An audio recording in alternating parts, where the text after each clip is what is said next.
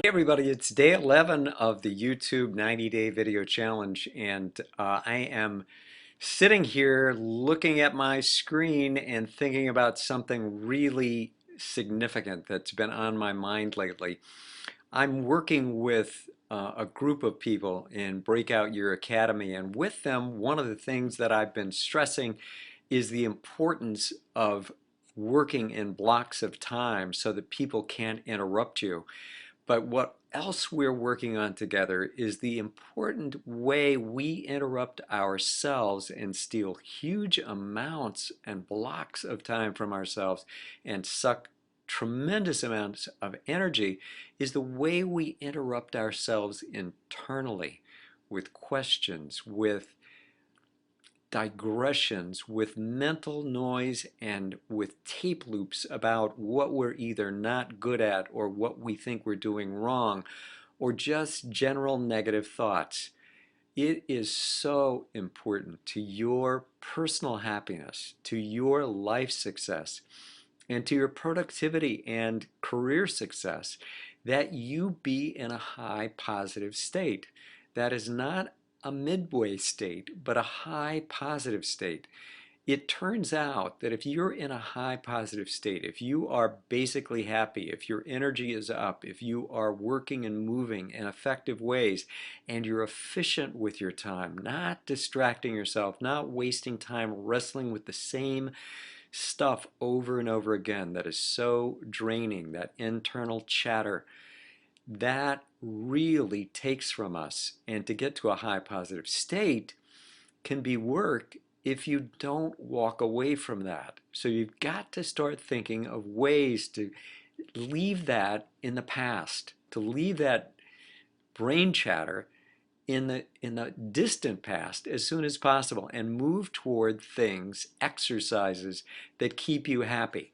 And the happiness can come in the simplest kinds of ways. I sat down this morning for breakfast, was seated by somebody at a nice cafe, breakfast cafe, and I said, "I'm hungry. I want to have a memorable breakfast."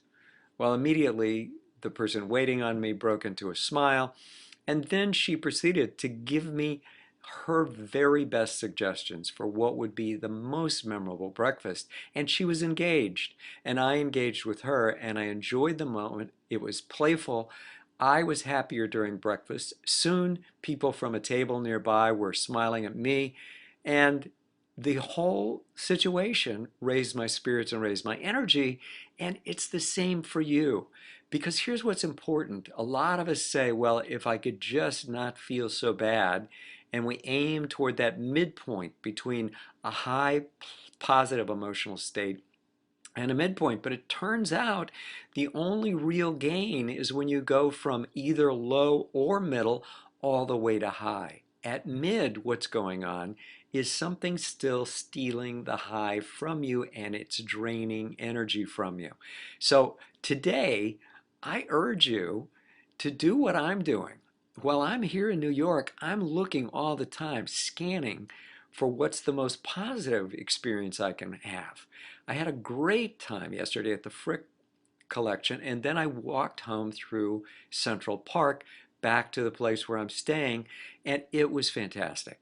So I encourage you, wherever you are, you can always decide that you're going to energize yourself and that you're going to take your state to the highest possible one, because that's where invigoration happens, that's where creativity happens, that's where efficiency happens, that's where good energy happens, that's where success resides when you put these kinds of days and these kinds of experiences back to back to back.